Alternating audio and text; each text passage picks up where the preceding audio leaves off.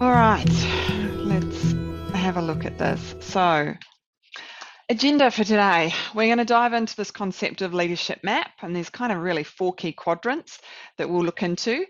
Second part is the concept of values, and when we're leading into difficult spaces or conversations, or particularly having to have sometimes rigorous discussion around behavioural aspects of how someone's performing, values become increasingly critical to understand. Third part, we're going to look at the concept of top priorities versus core accountabilities. And so often these get smushed together. And when we're trying to have performance conversations or get people to focus on priorities, if we don't have clarity between these 2 different things, it can get really tricky. And the last piece is really around leading above the line. So I'm going to share, I think it's quite an inspirational video at the end, and then post this workshop, you'll get an in-between video to keep you kind of motivated between now and the next seminar. You'll see on the bottom of that screen, we've got some little Zoom housekeeping. I know now, probably 2 years in, most of us are a bit more familiar. But this is a nice small group, so I encourage you just to jump off your microphone, ask questions as we go. I'm pretty informal. When we get larger groups, I get a bit more strict, but by all means, jump on in. But the other option you've got is to jump on the chat bar at any point. So you might have a question you want to ask. It's easier for you through the chat bar, so jump on over there. We're not recording this session today, but we will be. Actually, now I need to check that. Would people like it recorded? Because if we do want it recorded, I can potentially share it. Is there a view in the room that people would prefer it recorded or not? Tell you what, we'll get to practice using the little reactions bar. So on the bottom of the reactions bar, you've got a thumbs up, thumbs down. So if you're happy to have it recorded, then I can make it available for later use. Yes? Yes, Steph's not sure, still thinking. Good. All right. Okay. So let me record it now. Actually, we are recording already, so let's keep that going. Yes, thank you, Tamara. You're 1 step ahead. We are recording. So what I'll do is I will then upload that onto my channel later. So if you ever want to go back and go, oh, I just want to jump into that top priorities or the giving difficult feedback, you can jump on in at a later date.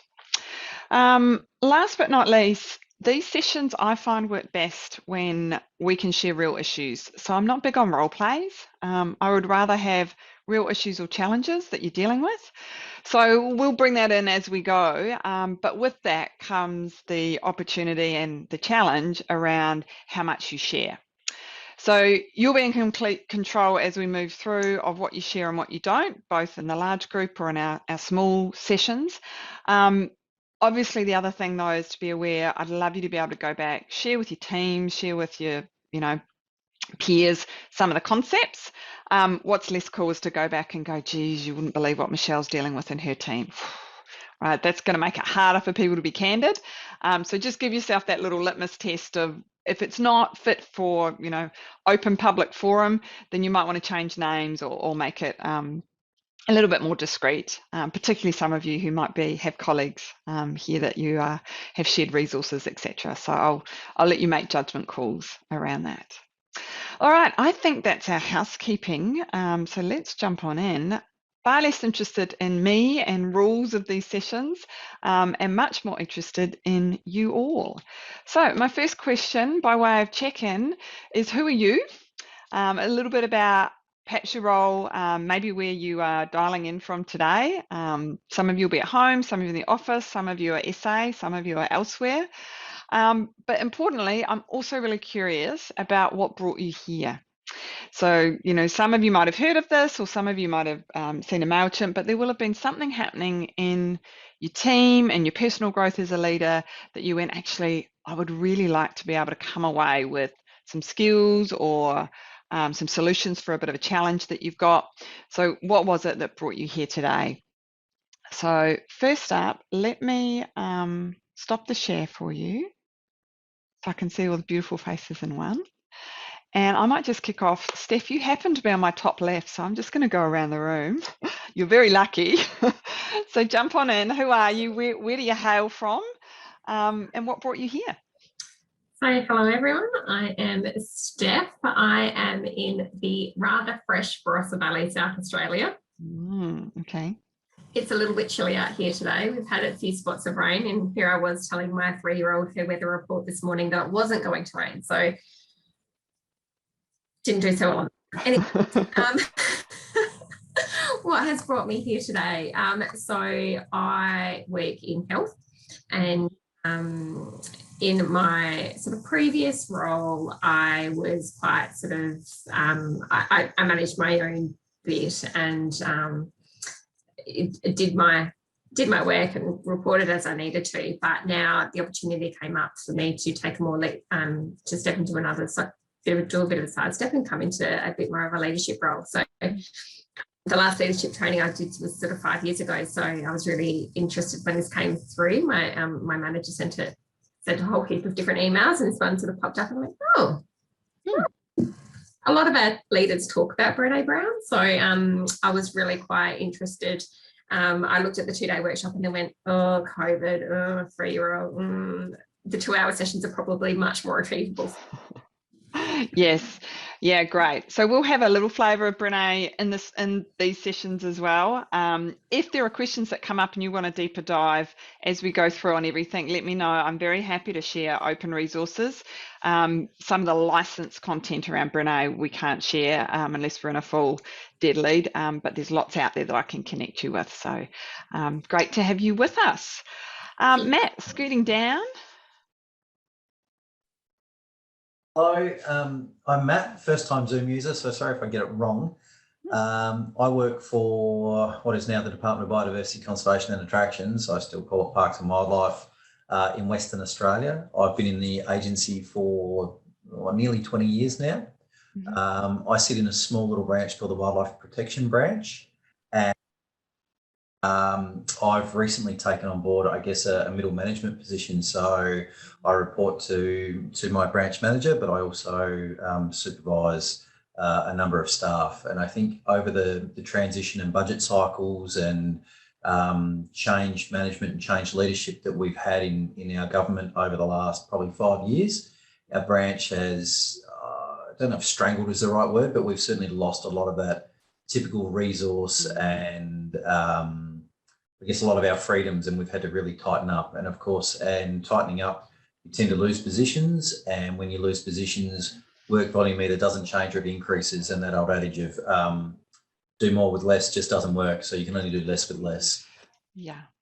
We've had some very clever cookies in our office, some very smart staff, and they're quite disgruntled by that. So overcoming the challenges of managing staff, managing change, and helping staff to understand that this is kind of what we've got. And if that works for you, that's great. And if not, then we might need to reassess our career. So I'm really interested in having those challenging conversations, that difficult to have conversations about what do I want personally, in what are my goals, what are the agency's goals, where they align, we go together, and where they don't align, can I live with misalignment, or is it really time for me to probably consider moving on?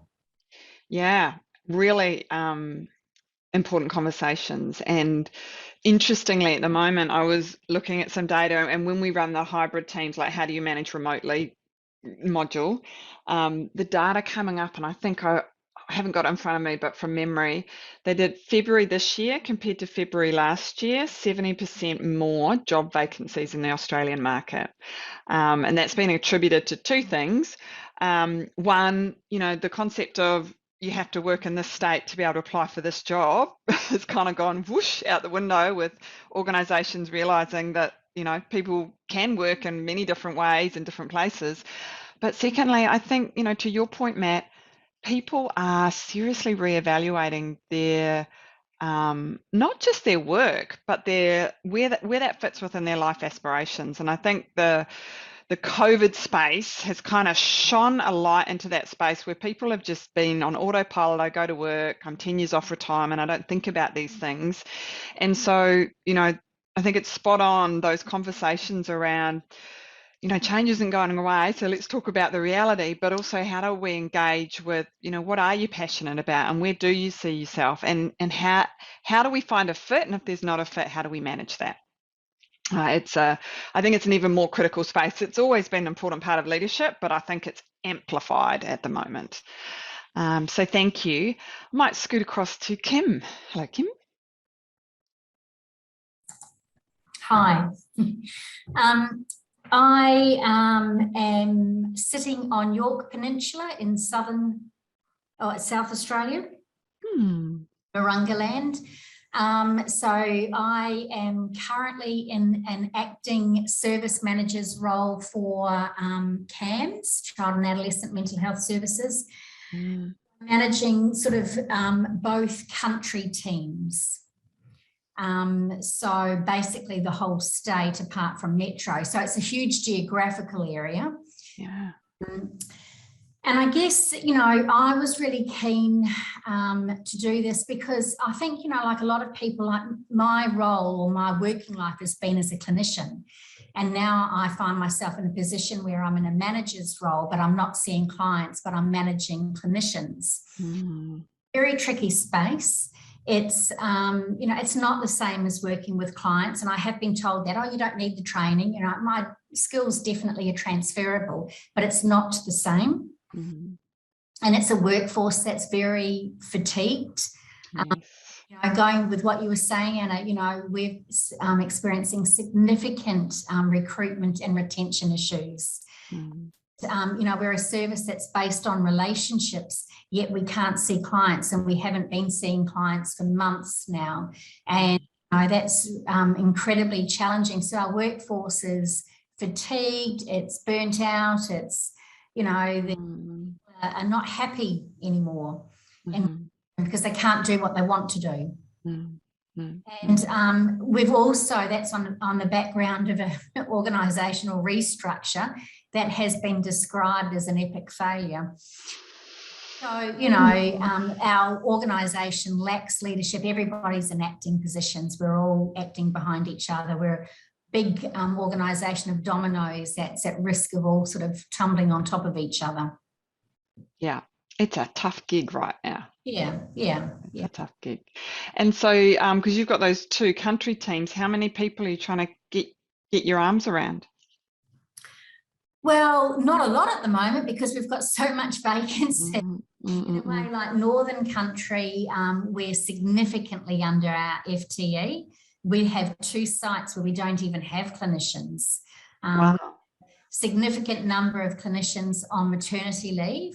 And then those that are remaining, if we are able to recruit, it's inexperienced clinicians. So we've got inexperienced clinicians where we see the most riskiest and the most complex of children. We're a tertiary mental health service, so that's scary in itself. And then Southern Country has, easy 3, maybe even 4 times the number of clinicians, but they're all part-time. Yeah. And that creates huge issues in terms of service delivery. Yeah. So recruitment, retention, but even the ones that you've got, how do you keep them supported when they're all fatigued and burnt out? And they are supporting clients who are under, a lot more stress because the system's really been groaning for lots of reasons. All right, thank you. I saw Tamara nodding a lot when you were talking. So Tamara, jump on in for us. That's because I'm one of the people that Kim has. There you go. So I'm Tamara. I am an acting clinical coordinator, not surprising that I have the acting title as well. So around 9 months ago, I transitioned. Obviously, I'm sitting within Kim's team. I sit in the Northern Country region. So my home is on the Yorke Peninsula as well. Kim's down the bottom of that and I'm at the top. And often we don't see each other for significant periods of time still. So I've transitioned from a senior clinical leadership position into an operative position in July last year. So I think probably one of the greatest challenges for me, in addition to the workforce issues that Kim mentioned, is that transitional role from sort of sitting alongside my colleagues and peers clinically to now essentially providing their operative supervision and their coordination of clinical care. And I've always, I guess, thought about myself as a leader, but certainly I've had to do some real kind of critical thinking about what that looks like now, the change in relationships with some of my long-standing colleagues, and the difficulties that come with that, as well as the sense of wanting to jump in and save everywhere I can to fill gaps, because of our recruitment and retention issues.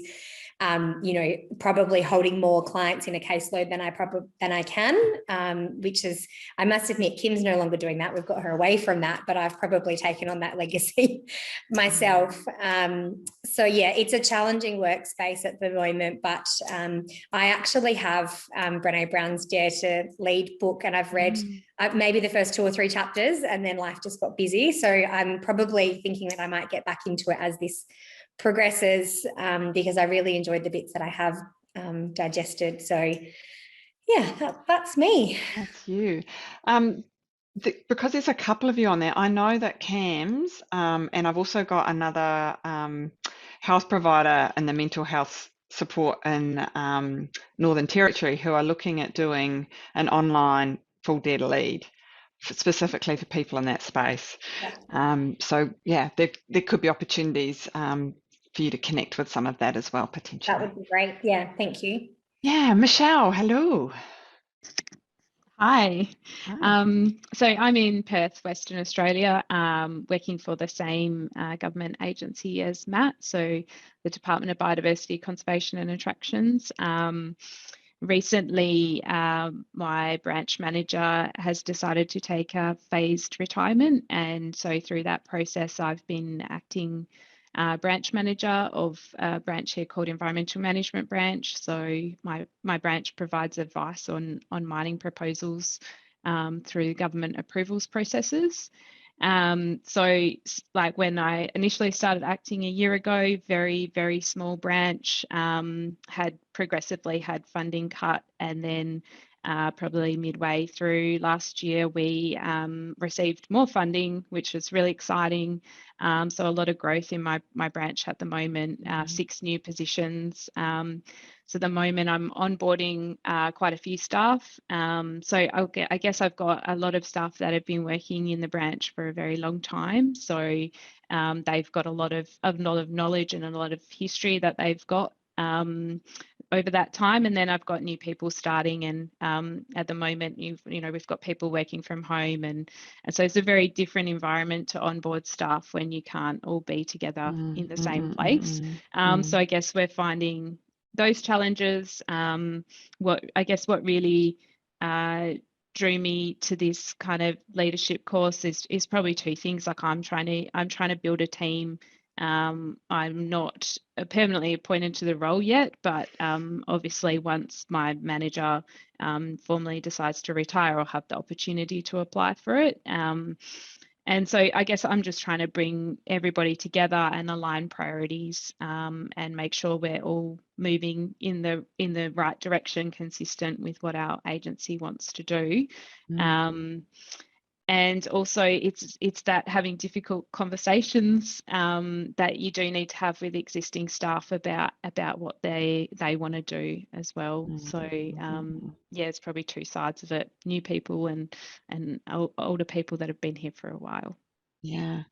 I was having a look at Kim and Tamara, who are completely under-resourced. And when you said, I've got 6 new headcount.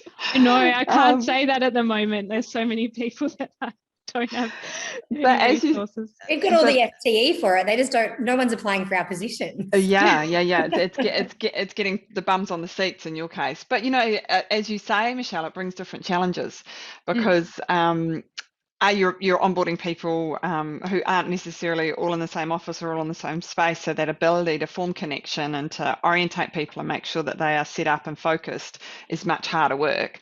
But secondly, I do think it's a tough gig, and I'm sure others in the room have been in this position or are in it, where you're in this acting space. And so the formal role accountability, there's that kind of unconscious part of you that goes, how much do I really put into this?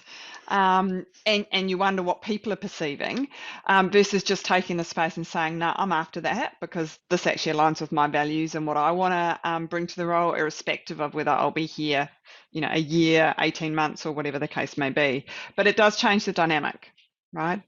So acknowledging and recognizing that. Yep. All right, so we've got a bunch of people in the room, different challenges. I have checked in with everyone, haven't I? Have I missed anyone? Just making sure I haven't missed anyone. Beautiful. So let's jump into our main piece and start diving into this concept of leadership. I've got a definition up here. We will be talking about leadership in this series as anyone who takes responsibility for finding the potential in people or processes and has the courage to nurture and hold others to account for that potential. So with that definition, it's important to recognise that definition is not bestowed on people by title or rank or hierarchy.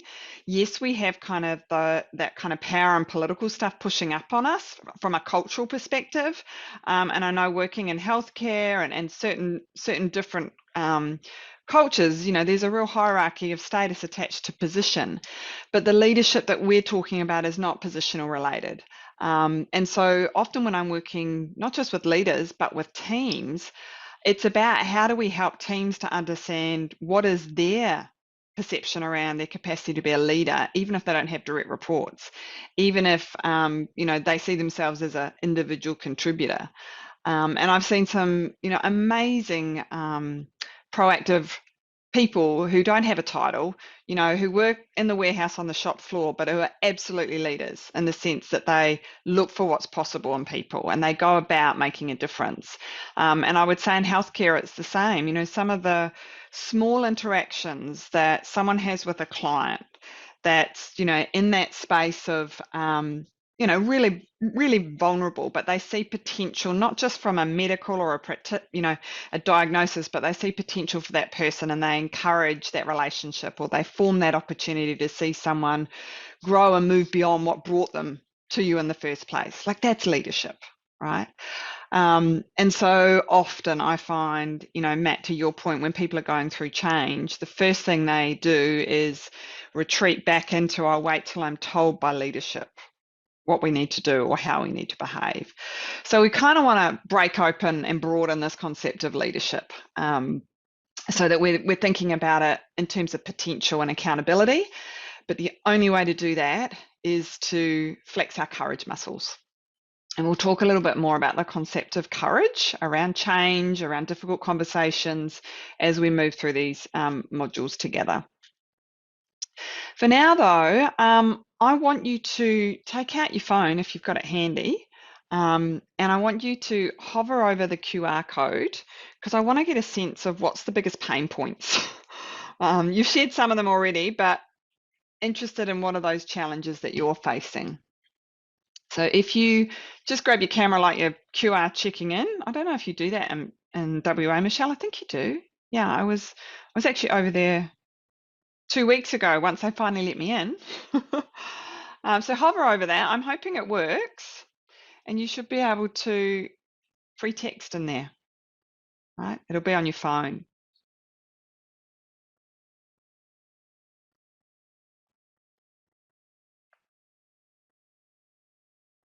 Now, is that coming up for people?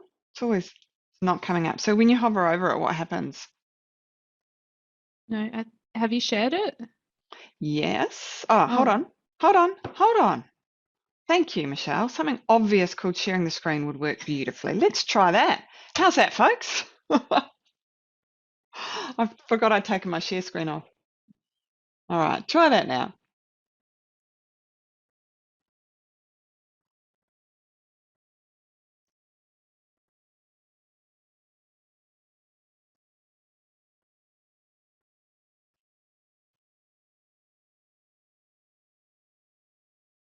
It takes a little moment.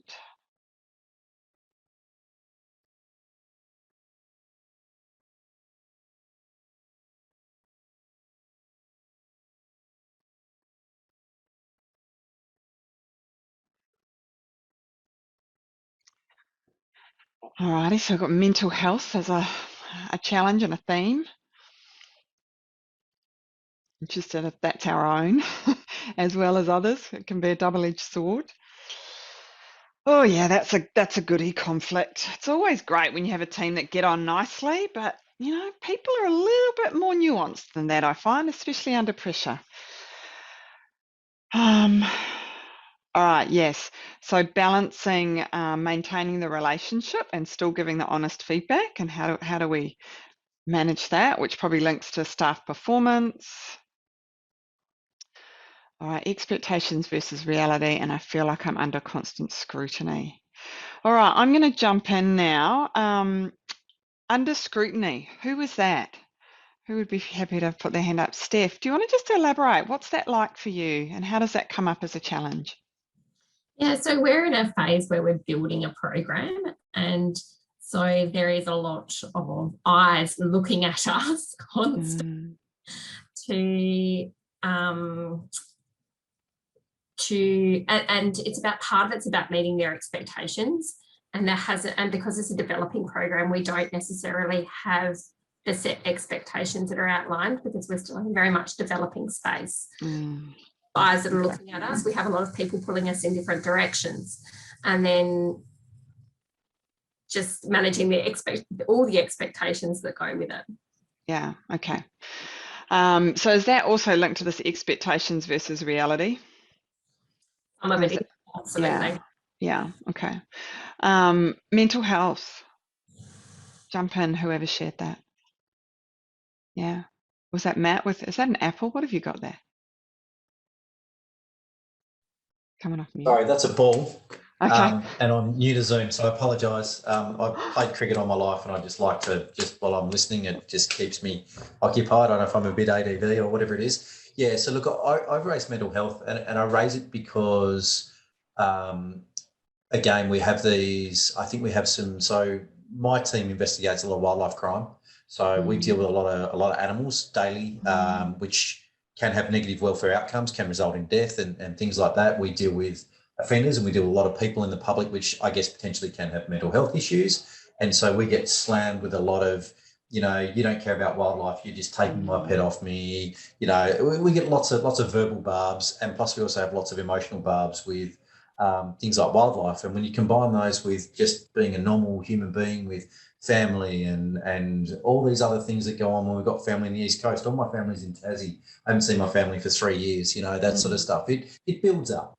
And I guess for me, it's having those mental health conversations. Government is fantastic. We've got this EAP, and we've got this great resource there, and we can just say, hey, just go there and go and talk to them. But sometimes I feel like they're just tick the box things that organisations need to have, and actually cracking down and breaking down. And some people, even though I'm their manager, they don't want to talk to me, and that's fine. I'm very okay with that. It's not for me to push and shove and things like that, but you can only lead a horse to water so many times before we've got to actually push a bit harder. And I'm not sure how to push in that regard, because I've got one in my team who's up and down like this, and when we're up, it's fantastic, but when we're down, the whole team comes down with that person. And how do I keep the team up, or at least how do I minimise the height between the peaks and the troughs when those things are out of my control? It's not for me to do like whatever that person is dealing with, trying to help them. It's not for me to manage. It's not for me to correct or to fix. I understand that's not how it works, but there comes a point where, like, well, how do we deal with this? How do we address this elephant in the room of when you're up, you're up, but man, when you're down, you are down. And that's a real challenge for me at the moment. Yeah, so you're highlighting two things. You're recognizing, even for yourself, you're in a context where there are lots of triggers, from public, and just dealing with, I'd imagine, quite horrific things that you would have to see on the job sometimes. But this other piece of your team are also potentially going to have some challenges around mental health. And that's a tricky space. We may tackle some of that, because one of the modules we're going to bring in an HR specialist, and we'll look particularly at how do you know when you move from coaching into performance management, and what do you need to be aware from an HR perspective. But I think the other space that I often, when I was in HR, used to get lots of questions around was exactly that issue you've brought to the table, Matt, which is I care about this person. but their behavior is not in service to them, and it's probably bleeding out and not in service to the team. I want to help, but what is my role? And where are the boundaries around that?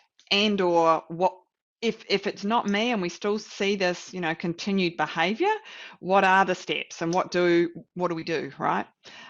Because we can expect some mental health challenges are going to be present in all teams at some point as a leader.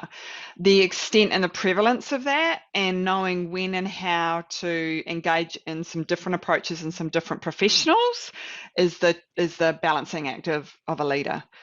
So we'll talk a bit about that maybe when we get to the HR module. Not an easy space.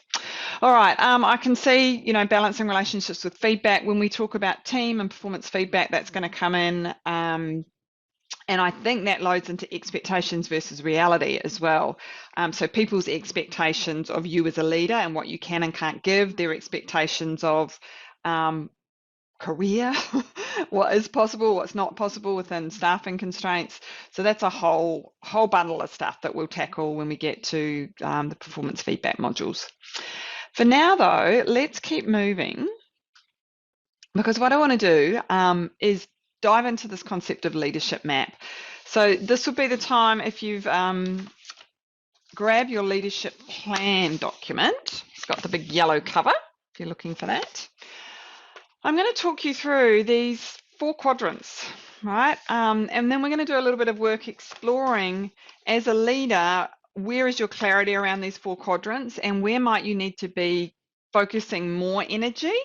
Or if you're over investing in a quadrant, how could you perhaps do some boundary work to then create out more space and time for one of the other quadrants that you are recognizing you need to focus more on?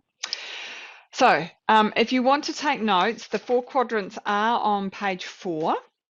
Otherwise, let's just jump on in. So when I was thinking about this concept of a leadership map, I kind of wanted to keep it quite simple, because I think I've seen so many where it's like, here's a 10-page document to complete in order for you to be ready for your year ahead. And I think most of us don't have time for that.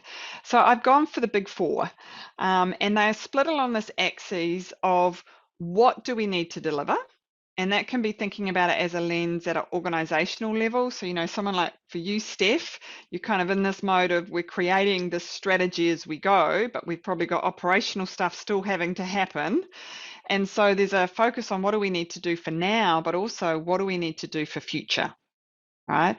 So on those top 2 in the what space, there's a piece around what is our top priorities. In other words, what are our top 3 things? I like to keep it to 3 that everybody in your team, if I went to them individually and said, as a collective team, what are the top 3 things we have to nail and do really well this year? I'd get the same answer. So what are the collective top 3? And if we can't answer that question, then we know we've got multiple energy spread going in different directions. All right. Now, that's not to say individuals won't have different contributory or roles that they contribute, but everyone should know at a team level or department level, what are our big 3? And that ideally should align to the department, and the department should align up to the business unit or whatever language you use, so that ultimately we go, I can see how, Joe Blow down here, out on the job, exactly what he does, contribute something to the team, contribute something to department, which aligns with our business unit and organization. So having that line of sight. So that's what we call by top priorities. And I think of that as short term. So this year, right? Top priorities is this year. The next piece, however, is the vision. So this is, but where are we going? So, I was interested for you, Steph, and for you, Michelle. It's not just about where are we now, but it's being able to get off the dance floor, which I call the operational day-to-day weekly stuff, and into in a year's time, or really with this one, we're thinking 18 months to 2 years plus. Where do we want to be, right? And I can remember working for a leader, and I still remember this. It was my first leadership role, and I was pretty green around the gills. And she said to me, every week at the start of your week, Anna, for 10 minutes, I want you to do 2 things. I want you to think about in the week ahead, what's the most important thing you can do this week to deliver on top priorities, and what do you need to be doing today that takes you further towards what you're going to be achieving in 2 years' time. So she used to tell me, 10 minutes, I just want you to ask those 2 questions. So it helped me focus on operational this week, but also got me back up going, okay, but I've got to keep my eye on that bigger plan, right? And the question around vision is, in an ideal world, we would hope every person in your team would understand what I do matters, and this is how it's contributing to something that's better than what we are now, right? And I think, Kim, and those of you in that really hard space, it's like, how are we making a difference? How can we contribute to a better world and a better place? And sometimes our circle of concern, can be so big. We're in a pandemic. We don't have enough staff. We've got, clients who are not able to come in person but are in real need. And so it can feel overwhelming, and we lose sight of, but why do we do this? And how does what I do actually make a difference so that I can feel good about myself and get out of bed tomorrow morning? So that space, I think, often gets lost when we get into change, when we get into crisis. That drops us down to these bottom 2 quadrants. So let's have a look at those. What we deliver is critically important. All of you have got targets, and whether you call them key performance indicators or goals in some organisations, but how you deliver those is a measure of how sustainable the workload is going to be for your team. So one of the things when we get into performance management is getting really clear on how much feedback are you giving on what people are achieving. You hit the project milestone, you cleared the caseload backlog, versus how they achieve that. And the how part comes to culture, behaviour and values. And so we will have all worked for or been in teams where individuals were able to tick off their success metrics, but did they do it in a way that helped other people achieve theirs? Were they available as a person who you'd go, yeah, you're growing other people, you're supporting the rest of the team? Maybe less so. So when I go back to our definition of leadership, we need to be expending equal energy on giving feedback around what someone's doing, but importantly, how they went about it that reinforces the values that you were going to say are most important in our team, right? So we'll come to values because we're going to dive into that in earnest in this session. Now, when we talk about values as well, I'm big on what we call operationalizing them. So I don't know how many times I've been into organizations where I see the beautiful posters on their website, they display their values, we stand for respect and environment and integrity, right? These are not unique. And then I sit in team meetings or I work with them for 2 days at a residential, and I can't see a single behavior that actually aligns to that value.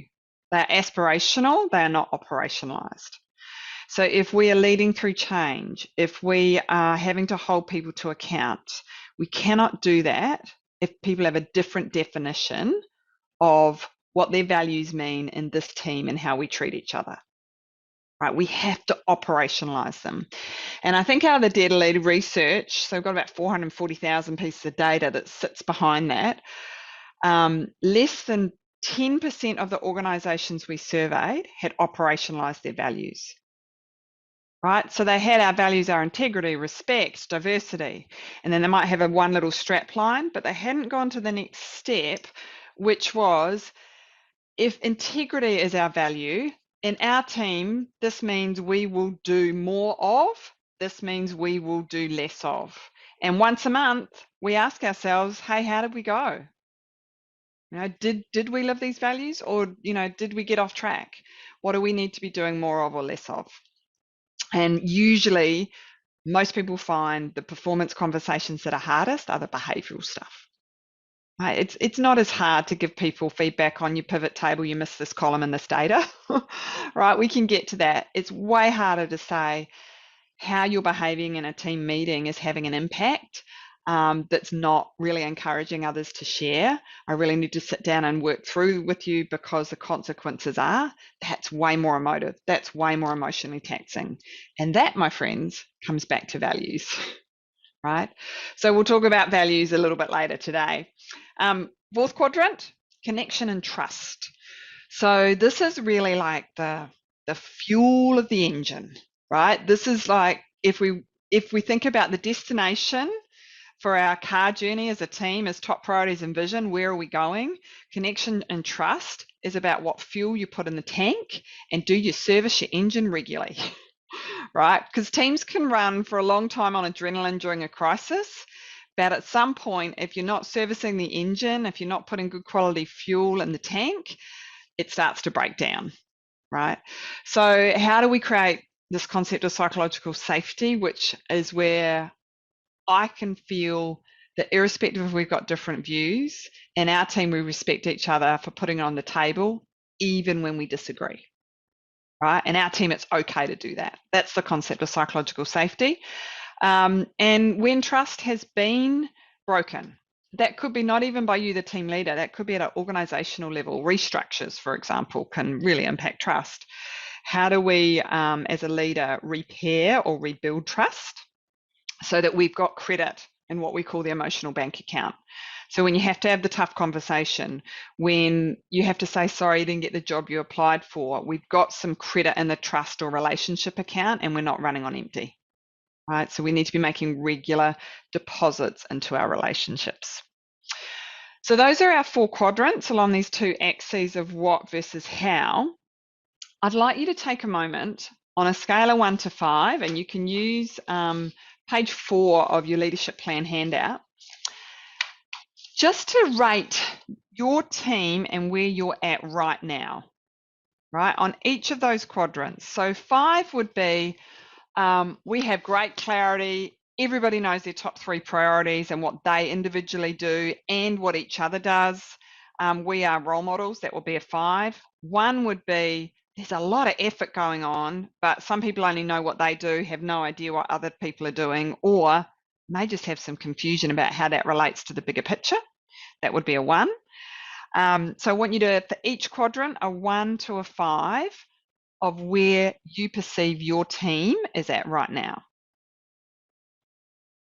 And no right or wrong answers, by the way. This is, a moment in time.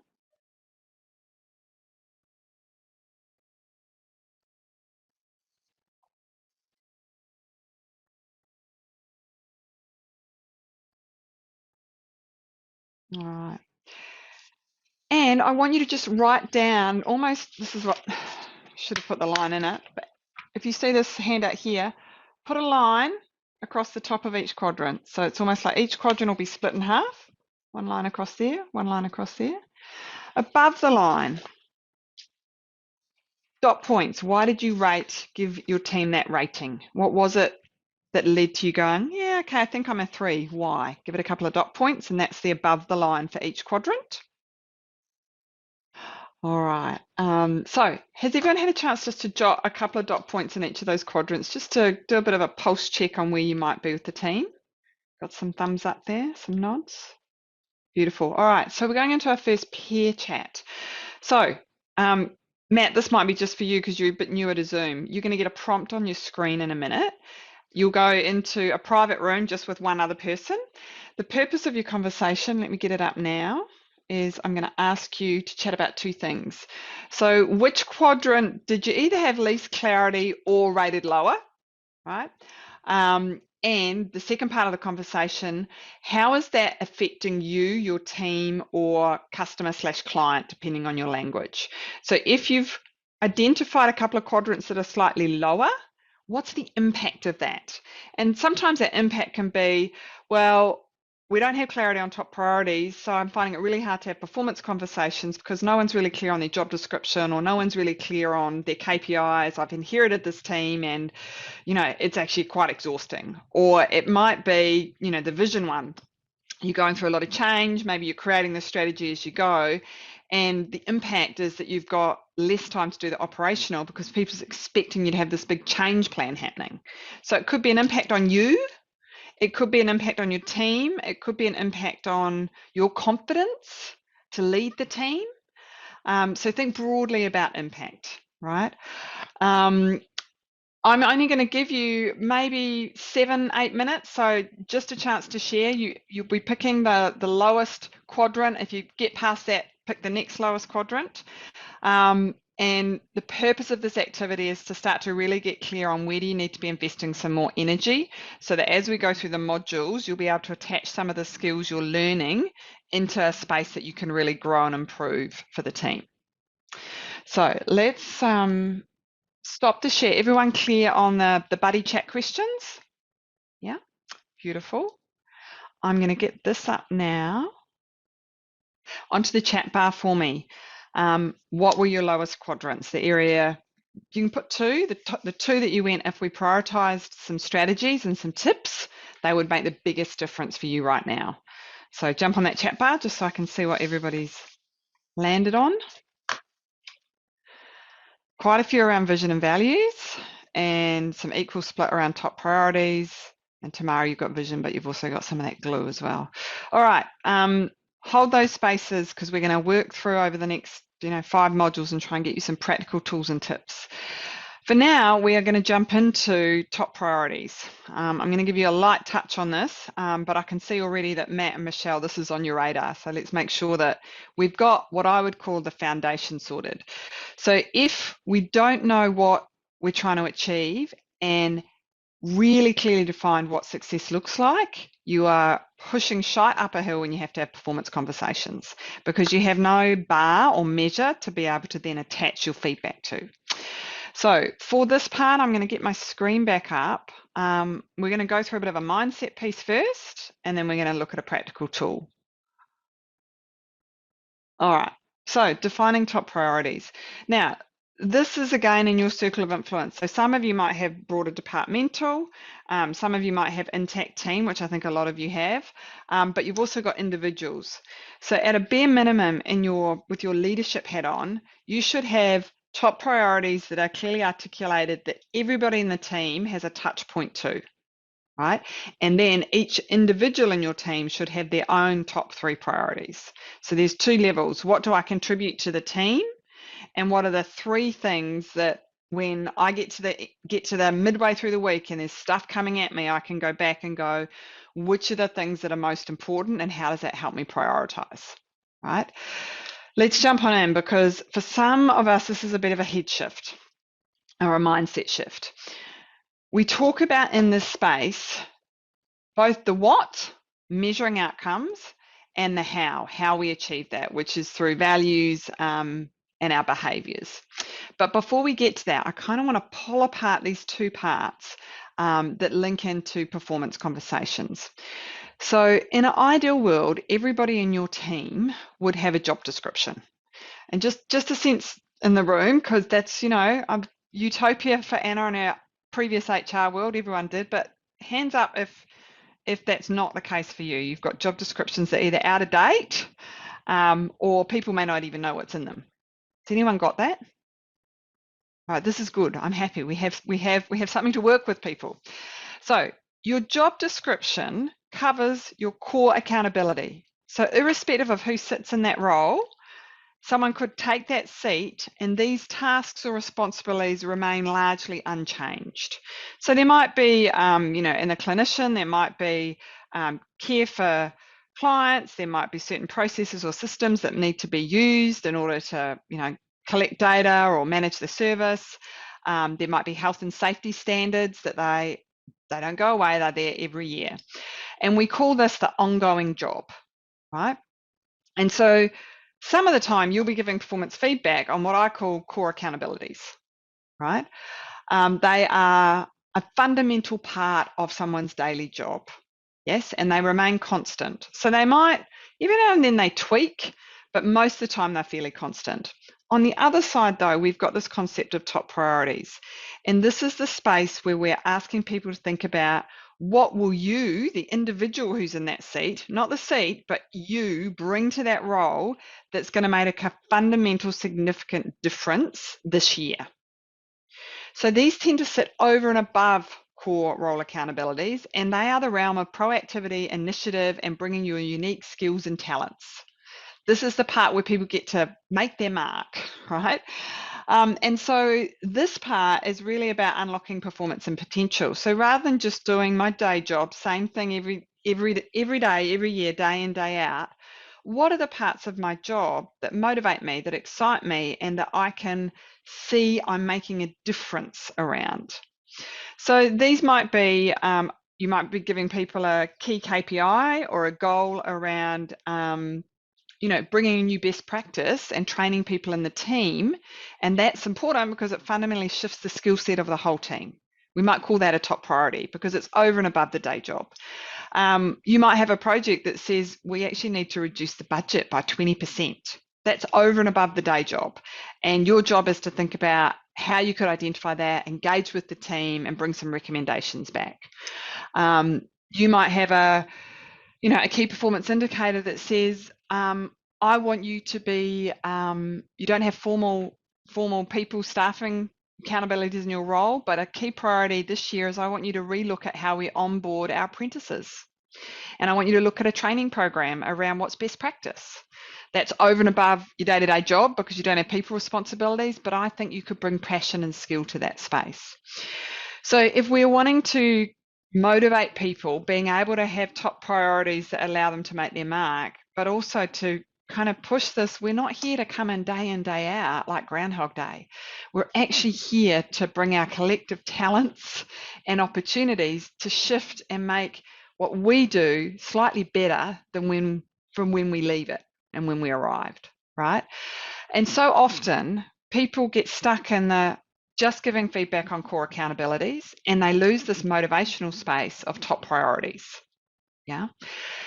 I'll tell you a quick story. I was over in Perth, and this goes back 3 or 4 years ago, and a team leader had asked me to come in. She'd been in there about 4 months, and she had a pretty experienced team, lots of capability. They were engineers. She said, but I just can't get my arms around what we're doing, and people are just quite apathetic. It's like they're going through the motions, but they're kind of almost working to rule. And I said, talk me through, what is everyone's role and how does this wrap up into your focus? And so she gave me a very good, clear picture. And then I had a half-hour meeting with every person in her team. And I would say 70% of the people in her team could not name those 3 top priorities that she had told me was what she was getting measured on for the year. So that disconnect between this is what is most important this year versus this is what's in my job description and I do year in, year out was crazy. The other thing that was going on is when I asked people then to show me what are their KPIs and I don't know what you call them in your organization, but here's my targets for this year. One person had 17 targets, 17 things that they thought were their top priorities, right? Now, what we know is when you have too much, you run the risk of not delivering on any of it. So when we talk about top priorities, we talk about what are the 3 big things that you're getting after this year. Yes, you have to deliver your day job. That doesn't change. And I value you for it and I'll give you positive feedback and reinforce. But what are your 2 to 3 big things that are really making a difference this year? And I've seen a lot of change in those. For a lot of people this year, it's been around supporting mental health. It's been around backfilling or sharing other people's workloads. Like those top priorities have shifted as we think about mental health and care for the team. But if you haven't got real clarity in what your people think are their top priorities, you're A, missing out on an opportunity to motivate, but B, people could be putting a lot of effort into things that actually aren't the most important things. Yeah. So less is more. One of the ways that you can start these conversations is usually in Q1 of each year, I encourage my clients to spend that extended half day, or even if you can only grab a 2-hour lunch break, and you share, here's the top priorities and here's how it differs from core accountabilities. I think we've got a fantastic team. I'm going to be reinforcing and supporting you around performance conversations around core accountabilities, but I'm going to meet with you each one-on-one to hear what do you see as top priorities and where can we stretch and grow our service and where can we stretch and grow your passion and your skills around that. And then the team shares that so that I know what John on the left and what Jane on the right is doing so I can get behind supporting that. Right? And it's always really interesting when people get to actually share what that is And people go, I didn't even know that that was one of your 3 this year. I just thought you did X, Y, Z, right? So it gives the opportunity for people to get connected. At an operational level, when you get down to the individual, this is a template that I created for one of my clients, Santos, who have been happy for me to share. And you will have had an attachment. You may well have your own version of this in your organisation, so please don't feel like you have to replace it. But what's important is this has 2 parts. So you can see this individual top priorities. You would decide what these are. They went for 4, but you would decide what the 3 are as a discussion with your individuals, right? And it can't just be passion projects that don't link to the department goals. It has to actually be aligned. But importantly, that question around what will success look like? What outcomes would we achieve? And making sure you capture that up front, right? How would we measure success? What would a great job look like if you delivered that top priority? So don't just name the top priority. The conversation becomes a great job for me, like an outstanding job, if you delivered this year, would be X, Y, and Z. And you can do that around behavior, you can do it around budget, you can do it around money, you can do it around timing. But make sure you define not just what is the priority, but what does a great job look like? Because that's what you link back to if you have performance that's below that bar down the track.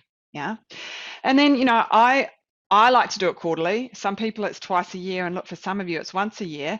Ask each individual to give you an update. How do you think you're tracking? What's been your success? That's the individual assessment.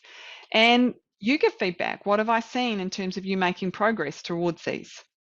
Right? So we get individuals to start thinking about this.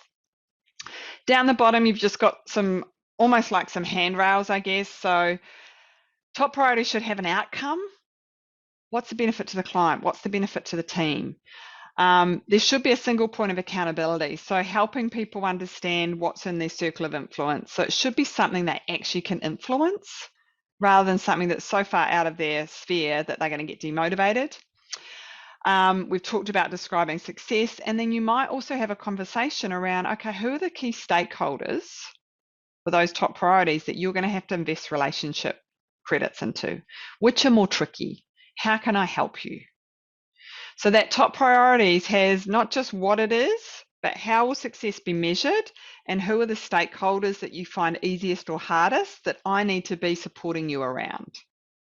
You know, Michelle, for you, with new people coming into the role, this is critically important. Not just what I do, but who is all the other stakeholders around me that are going to help me deliver on that. Yeah. This is part A of the template. Later on, I'm going to show you part B, because I want you to be having conversations around not just what people deliver on top priorities, but how they're working in relation to values, right? So we'll talk about that a bit later. Can I just ask, either by show of thumbs or people coming off mute, how many of you already have something like this that you're using? What have we got in the room? Because I have no idea what's out there in organisations. You've got something there, yes? What else? I'm thinking Kim and Tamara, what have you got? What do you do? I was going to say our PRDs, we've got performance development review documents that we do once a year, sort of where we set the priorities for the year, and then a 6-monthly review, check in, how's it going after that. So it's sort of along these lines. Yeah, yeah. And ideally, though, you would have people checking in with it a bit more regularly than just start and end. But, you know, we know that's sometimes aspirational. But that key piece around what does a great job look like, and differentiating core priorities versus top priorities, that's a different nuance to the conversation for some of us probably, yeah? Yeah. Even asking people, what do you see as your core accountabilities versus your top priorities? Which do you find hardest? Which are the most challenging elements? Can be quite revealing. Yeah, so make space for those conversations and dig in. All right, I'm going to keep moving because I want to get into some values work, which is the second part of performance. And we've got a quote here that's from Theodore Roosevelt, but Brené uses it a lot. So I'm going to give you a chance to read it. So I'm hoping we've all had a chance to read that. What I love about this quote is that it signals that when you get into leadership arenas, difficult conversation, managing mental health challenges in staff, lack of clarity, when you get in those arenas, the metaphor for tough spaces for leaders, it is not a straight line and it is damn messy in there. And sometimes we get in that arena and best will in the world, we fail. We trip, we fall, we get dust in our mouth and, dirt under our fingernails. And for me, this is a definition of leadership. It is a messy process. And the measure of success is not coming out the other side looking clean and feeling like, whoa, if I'm in a sports analogy, we won and we kicked goals. I think the measure of a leader is their ability sometimes to get in that arena, even if they know it's going to be messy and they're going to fail at times and have to get back up and try again. That's the concept of courage, right? And so many of us, I think, limit our potential as leaders because we don't even get in the arenas. We go, too messy, inherited that person, it's not my job, they're retiring in a year's time, I won't tackle that conversation. And I think we are called to get in those arenas, partly to see what we're capable of, but also if we can't get into that messy space, how can we make it comfortable for others to get into the messy space that they may need to tackle to grow and learn and better themselves, right? So this space is uncomfortable, but one of the things that helps us get in that arena is real clarity around the values that drive us as a leader. So even separate from organizational values, what are the things that are most important to you and are going to call you to show up in those times that are challenging, right?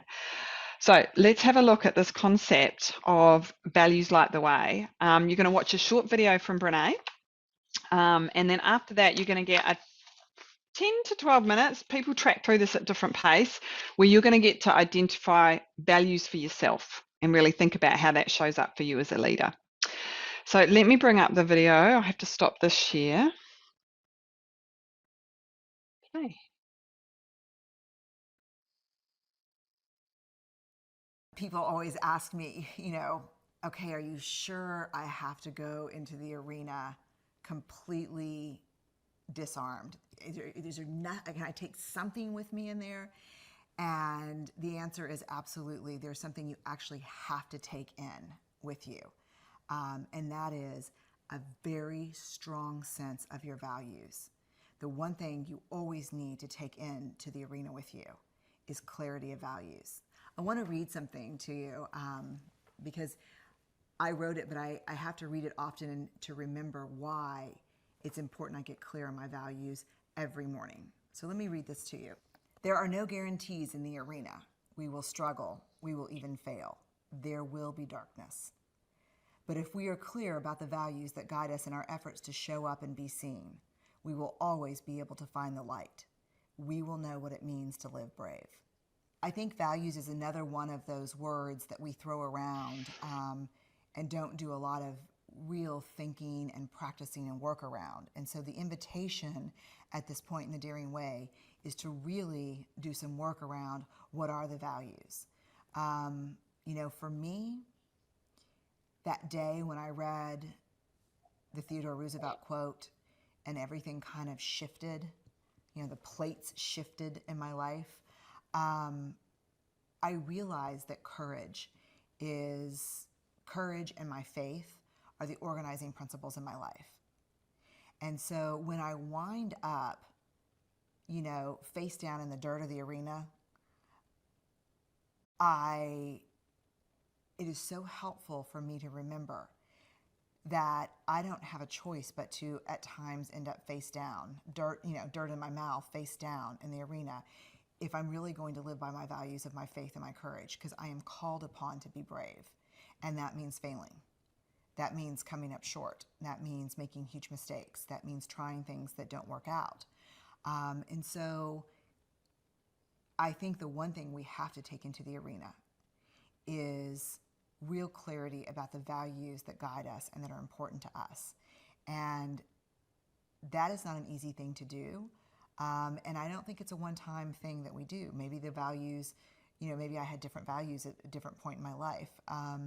But I think being clear on them and understanding how they light the way when things get really, really dark is a key to this work. It's a key to showing up and being seen. Mm-hmm. All right.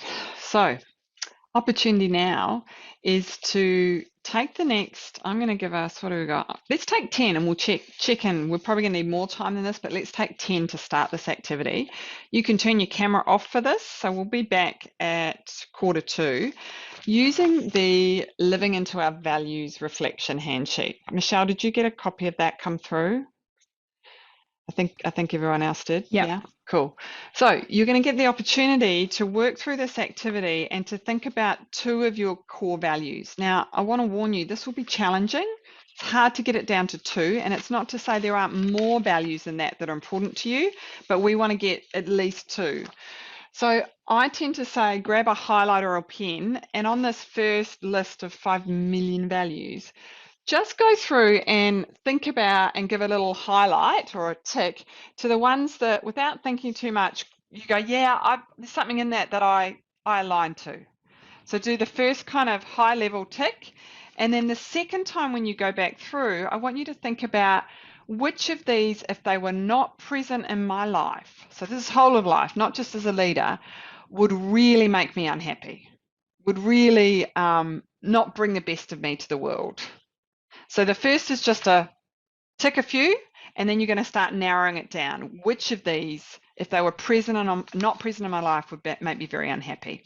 And then you get to start thinking about at least this value 1. I want you to complete at least value 1, answering some of those questions on the next page. Does that make sense? So I'll see you back here at 1:45. Cameras on or off is fine by me, whatever works for you. Folks, I'm going to get you to pause just for a moment. Some of you still may be trying to hone down your top 2 values. That is okay. Some of you may have started some of those reflection questions. When we talk about slippery behaviours, we're talking about anything that takes you outside of your core values. So I want to give you a couple of examples. One of my top values is kindness. And so when I think about my role around giving feedback, because I'm also a coach as part of the work I do, kindness sometimes means sharing hard messages. That's actually kind because it's helping people get to an inflection point for change, behaviour growth, rather than sugarcoating, downplaying it, or avoiding the feedback, right? So a slippery behaviour for me around my value of kindness is when I procrastinate or put off hard conversations. That is actually not kind. It's not kind to myself because I'm kind of in the background going, oh God, how am I going to have that conversation? It's draining energy. And it's not kind to the other person because the longer I leave it, the more it's separated from what I've seen and observed, and it's less likely they'll be able to pick it up. So that's a slippery behaviour. Another value I have is creativity. And so one of the challenges I have is that I can get very drawn into strategy work, design, creating new things, which take energy. And I'm also a mum to 5 kids and running my own business. So a slippery behaviour for me around my value of creativity and in my client work is saying yes to bright, shiny new projects, big culture change client comes in, without actually stepping back and scoping how much time would that involve, how much capacity do I have, how much energy will it take for me to research that, and where does that fit within this term and my kids and my family life. So slippery behaviour is not scoping and just saying yes because I either want the client and want to be liked, or because my creativity kind of little magpie goes, oh, nice shiny opportunity over here. Yeah. So if you haven't already, go back and get really honest about those slippery behaviours as a leader in relation. What is the things where you go, dang it, that's not what I'm about. Yes. So I'll give you another minute just to reflect on that, and then think about what is the opposite behaviour, because that might be about when you can really live that value. When I have honest, hard conversations, even when I can't control how the other person will emotionally respond. That's an example of me living my value of kindness. So I'll give you another couple of minutes just to revisit that. All right. I'll get you to finish off whatever thought you are on, because your homework between now and the next session will be to take this away and spend a bit more time going through it. Sometimes it's quite interesting to ask your partner to guess what your top 2 values are. It's always interesting. But I want to finish this session by linking it back to team and those quadrants, and also sharing a little video at the end for a bit of inspiration. So let me just share my screen with you. Let's get this back up. All right. So we've got 2 different teams here. Values alignment. Is everyone clear on the core values that drive your team's success and what the behaviours are that we need to hold each other to account for? So some teams and high-performing teams will be like, we totally get what we stand for. We understand what behaviours are okay and not okay. And we can actually say, hey, I don't know if we really handled that well. Can we go back and circle back on that? Right? That's a high-performing team. Other teams are like, it's all about me. I know what I'm individually doing. I've got no interest in understanding how you perceive my behaviour, and that makes it really hard to pull together, particularly during change or tough situations where we're under pressure. So a couple of ideas to start you thinking about: how do you ensure values at a team level are cohesive and aligned?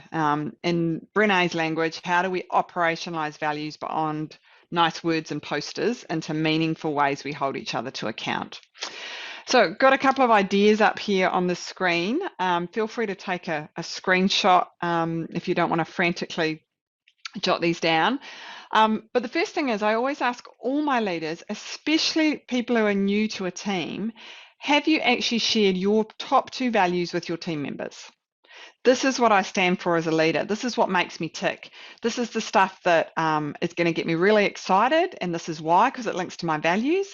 And these are the behaviours or things that you'll probably find I'll come down a bit hard on, or it'll push up against, because this is how it relates to my values.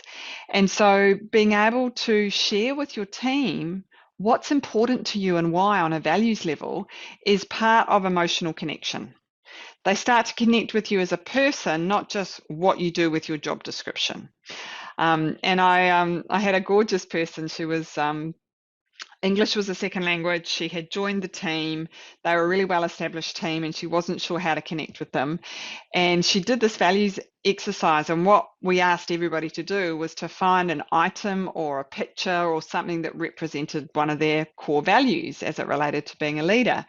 And she brought this big flag in, and she stuck it behind her desk. And she said, I didn't even say anything, but because it was like a big flag, every time someone walked past my desk, they said, oh, that's new, what's that? And she said, oh, I've been thinking a lot about my leadership. And one of the things that most people don't know about me, because I'm new, is that I am someone who loves to travel, and I love exploration. And she shared a whole bunch of different places she traveled to, but she said it became more than that, because then I talked about, so for me in this leadership role, there's a couple of areas where I don't think we've explored as a team the best way to do things. And so I am really big on going into territory that's a bit uncharted, that's a bit messy. And for me, that's why I took this role, and that's why I'm passionate about this. So she was able to link a core value to why I'm in this role, and what I'm passionate about, and what I want to bring to it. And of course, as soon as she started doing that, she then started a conversation with each of her team to go, well, what would your top 2 values be? What are the things that, really make you tick? So the first thing is, think about sharing your own values. It can be a bit vulnerable, but it's a way to connect on an individual level. And secondly, consider blocking some time, asking your team members to complete a values activity, and then get each of them to share what their values are and how that relates to how they ended up living in this part of the world, or why they chose to be working in this profession. You'll find that when you invite people to share who they are and what matters versus what they do, you open up a whole nother level of team glue and connection. And people really, really enjoy it. I always, if I'm going to do it, give people soak time, like a bit of decent time to do this, and explain why, that I'm wanting to get to know them as on a personal level, so that I can, make sure that we can honour what they bring to the role as individuals, not just, their professional, their skill set, but also play with the idea of getting people to bring something. You'll be amazed what people bring. Cricket balls might even end up in this discussion, who knows? So think about creating some time. The second part, though, is a bit more gritty. So let me just jump onto the next screen. With teams that I do this work on, we also then say, all right, well, what are our team values? Now, sometimes you'll have those at an organisational level, so you can just pick them up. But the conversation becomes, if we were to look at collaboration as a value, in our team, what do we need to do more of consistently together to really live that value? And what do we need to stop doing or do less of? And so you can see an example there around collaboration. The team came up with, we need to be more proactive in reaching out to some of our stakeholders when we've got problems and solve together, because what they recognise is we're pretty quick, usually it was operations, to blame operations for what was going wrong. And so we kind of had this whinge fest over here, but we're not actually being proactive about partnering and solving the problem together. They also talked about collaboration and recognised that we don't always really listen to what people, not just what they're saying, but what they're feeling. And we have a lot of meetings after the meeting. So we all sit in a meeting, everyone goes, yeah, sounds good, and get outside of the meeting. And then the real dissent or the whinging or the other stuff starts. And so they were like, well, it's not productive, it's not helpful. If we don't agree with something, we commit to putting it on the table in the meeting and supporting each other to have different views. So this is a way to take, here's some lovely stuff on a poster, into what does this mean for our team? And again, less can be more. So I'd encourage you, if you were going to do this, to pick a value a month, right? And really dig in and create some time around this conversation. What do we need to do more of or less of? Prime people. So you might tell them we're going to do this beforehand, and please have a think and come with some ideas. And then once a month, ask people to go back. I usually just get them to, real simple, get a sticky and say, scale of 1 to 5, what would you give us as a team this month on those behaviours? How well have we gone? 5 is, yay, we're doing good. 3 is, gee, we missed the ball. We had a particularly stressful week and we probably were a bit of a rabble in our last team meeting. So it gives the team a chance to do a pulse check and to be accountable for how they behave with each other, rather than just individuals going off and doing their own thing, right? So think about, how can you bring values to life? And again, that should also be coming back to individual conversations. So the second part of your performance agreement asked people to give feedback to you when you meet on how well have I been living the values. Not just what have I been doing on the top priorities, but what specifically have I done to be collaborative, and what examples could I cite? And I always ask people at the same time, oh, look, if you're thinking about the first 6 months, which value, if you're honest with yourself, has been harder, right? Because this is not about getting it perfect. It's about being honest. And they may say collaboration. I've felt overwhelmed, exhausted, client load, and I've kind of withdrawn into myself a bit. Right? Now you're having a real conversation, right? So which has been harder? But also as a leader, feedback and say, hey, I see collaboration is one of your real strengths, and I loved it when you did, right? Reinforce not just what they're achieving, but how they are going about it, because that kind of incremental how they behave before they become, your high performers is the stuff that grows high performers. So don't wait for them to, finish the project, but feedback on how they are going about it, how they are living the values along the way, right? That's the part that provides stretch and growth. Yes.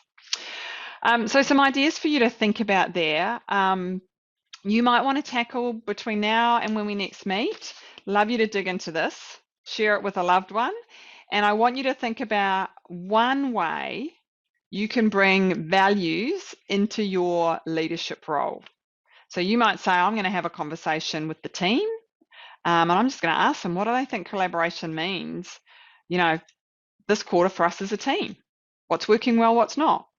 Or you might go, I'm going to have a conversation with an individual and just really say, hey, you're new to our team. I'd love to get a sense of, what are your values and why did you choose this role? And what would you like to bring to the role in and around those values? So that's your homework between now and then. To leave us though, I want to share a clip that, even though I'm going to watch it again, I'll probably get emotional. Someone who I think has got really clear values and is leading a legacy around them. And even when things get hard and it's easy to put your values aside and go with the flow and go with what people expect, has really dug in and is, I think, quite inspirational. So let me bring up this last final video for us. I'll stop this share and get this up. If you had one wish for something you care for, what would it be? I want to tell you a story. I like telling stories. I'm a new grandfather with my grandson, Cooper. I can't protect Cooper forever. As much as I love him, my wish for him is for him to understand a few things. Life's good, but life doesn't promise to be fair. I'd like to tell Cooper, look mate, there'll be good times, but there'll be hard times. There'll be mundane times. Life can be tough. And my wish for Cooper is that he can conduct himself in the face of hardship. Life is difficult, life is tough. And I wish for Cooper, like I wish for you people, and you wish for people you love, can conduct yourself in the right manner when things get tough. Because in life, it's not if it'll be tough, it's just when and how often. And when that happens for him, I don't want him to fold. I don't want him to be another life victim. So what is the right way? What is the right way to conduct yourself in difficult times? The right way is somehow summon the courage, the moral courage to take responsibility. And sometimes you'll say, well, it wasn't my fault, I was the victim. It's not my responsibility, it's someone else's. No. No matter what happens, it's up to you to do something about it. Have the courage to accept responsibility. Don't shy away from it. Don't balk. Don't procrastinate. Don't handball it to someone else. And by doing that, what will emerge inside you is the better side of your character. They'll allow you to prevail, allow you to move through it, and might even allow you to transcend. And that's what I hope Cooper learns. And finding, taking responsibility means looking for the opportunity. When life gets difficult, you think it's a train wreck, there's no opportunity. There's always opportunity. I've diagnosed with a disease that will kill me. And no treatment, no cure. No hope, some say. Where's the opportunity? I tell you, if you're in the blame game, if you're in woe is for me, for bugger me, you never find it. You're looking to blame someone. There's always opportunity. And my opportunity was to fight MND. And it's allowed me to prevail. It's allowed me to find purpose, to transcend what's happening to me. I wish Cooper learns what the right way is. I can't protect him, he's got to take on that responsibility himself. Your attitude in any circumstance, to choose your way. That's something not only to wish for, but aspire to. Thank you. Right, let me stop that share.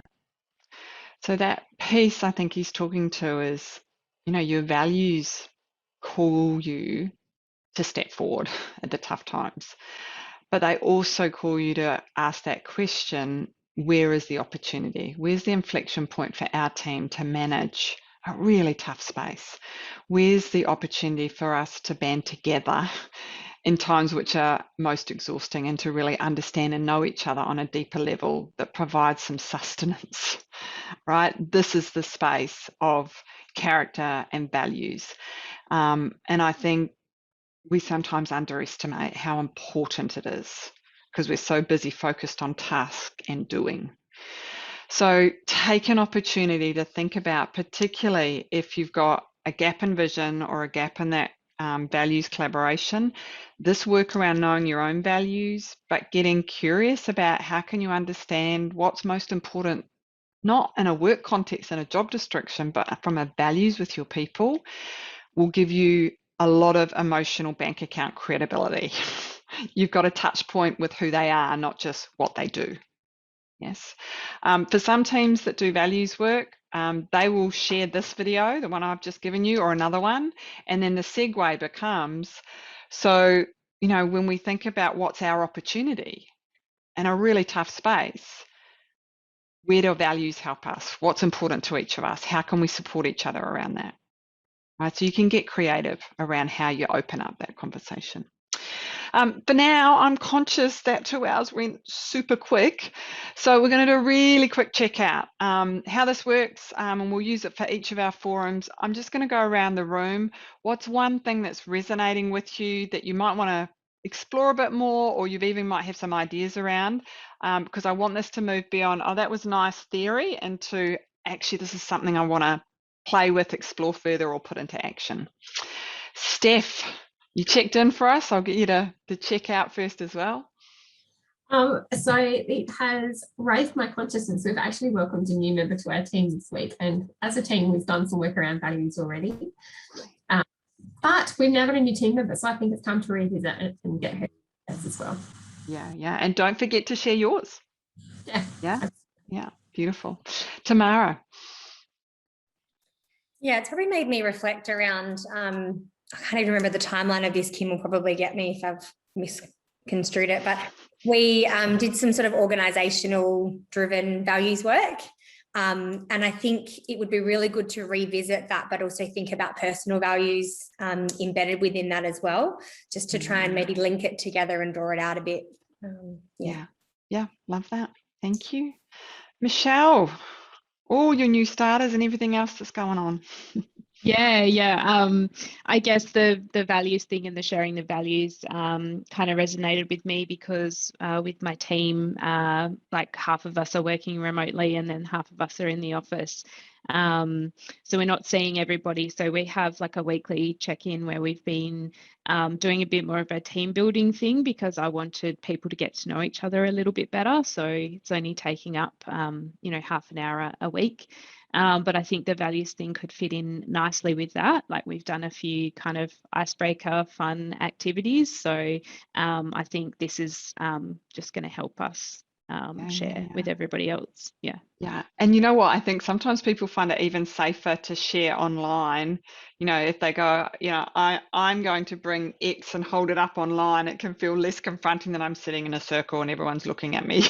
Yeah. Nice one. Matt, jump on in for us.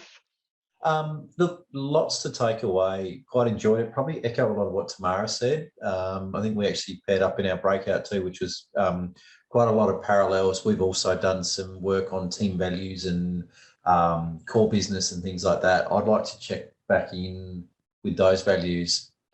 We did them very anonymous. So again, we're such a small team, and part of it was being quite anonymous. But I'm actually more I would prefer to understand what everyone's values are, and then I can kind of tailor to everyone and hopefully find some common goals for the whole team, and then bring the whole team together that way, rather than seeing a bunch of anonymous values on the board and going, oh, I think that might be this person. That's probably that. That's definitely that person. I prefer that more open environment in that regard. So I think that's a takeaway, but I also like the operationalizing those values. And there are certainly elements of our job where we might not necessarily like what we have to do, but that is our job and we have to do that. And I think revisiting how we can still maintain our values, but do the things that we don't necessarily like, because they are a job requirement. And that's probably the one. Yeah, and that allows people to talk about the hard interface, right? Yeah. Values aren't just warm and fuzzy, they've got a hard edge sometimes. Yeah. One thing I would say, if you're thinking, because a few of you thinking about the values thing, start with the personal values to build the psychological safety before you transition to the team. It's just kind of like, you know, start in warm water before you get people to do the ice run. And sometimes another easy way to do that would be get people to do something like this, and then ask them to find a photo out of their photo album that is an example of a time when they really were living their values. And it might be traveling, or someone literally, can I tell you, someone like once brought a whole stuffed duck to one of my sessions, and his value was family, because they had every year for like 4 generations done this duck thing at the show ducks. And he said, it's not about the duck. I'm really big on family traditions. And so you're going to find I'm going to want to do the quarterly barbecue as a team because it's a tradition thing for me. Right? So, you know, the photo or bringing something helps allow people to ask questions. Kim, jump on in for me. Definitely the values, and I think having those conversations and sharing what my values are, which is probably just assumed that people have figured out, rather than named them. And I did really like always take your values into the arena. Yeah, I'm reflecting on that big time. Yeah, and anytime I've got something hard, I go back and say, what do my values say around this? Like, it helps me kind of dig in. I actually had to let a client go last week because of a values misalignment. There was just some behaviours happening that they weren't willing to own at the senior leadership level, and I just went, it is not in service for me to waste everybody's time going there. And that was really hard because I'm a bit of a people pleaser. I want people to like me, but I had to say, no, if we can't do this, then we're not doing that. So that was hard. All right, my lovely folk. Been nice to get to know you. We're going to come back together in a couple of weeks. So have a bit of a play around at least getting this done, and or you might get a chance to explore something with a team member or the team, and I'll get you to report back. I will, if you want, I can share this MND video. So if you decide you want to share it with loved ones or families, I'll put that in a little video to you. And this recording I'll have to edit, so that might follow in a later one, because I'll edit out the breakout rooms, otherwise it's very boring because it's just black space in the middle of the video. All right, but thank you. I'll see you in a couple of weeks, and I think we're doing connecting hybrid teams. How do we lead remotely? Just a small challenge that we've all got. All right, catch you next time. Bye.